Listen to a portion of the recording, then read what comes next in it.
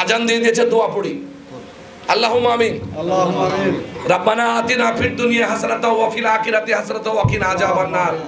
এই যে টুটুল আমাদের যে দলের জন্য একটা পার্টি অফিস খুলেছে, কয়দিন আগে তার চাচতো ভাই মারা গেছে।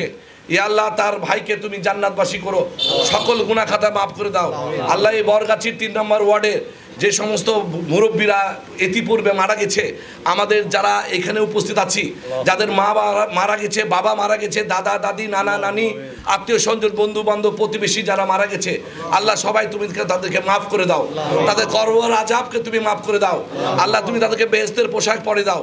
আল্লাহ, তাদের কবরকে নূরে নূরান্বিত করে দাও, কবরকে প্রশস্ত করে দাও, কবরের ফুলের বাগিচা বিছায় দাও, কবরের সাথে বেহেশতের সংযোগ ঘটায় দাও, যেন বেহেশতের আলো বাতাস তাদের কবরে প্রবেশ করে।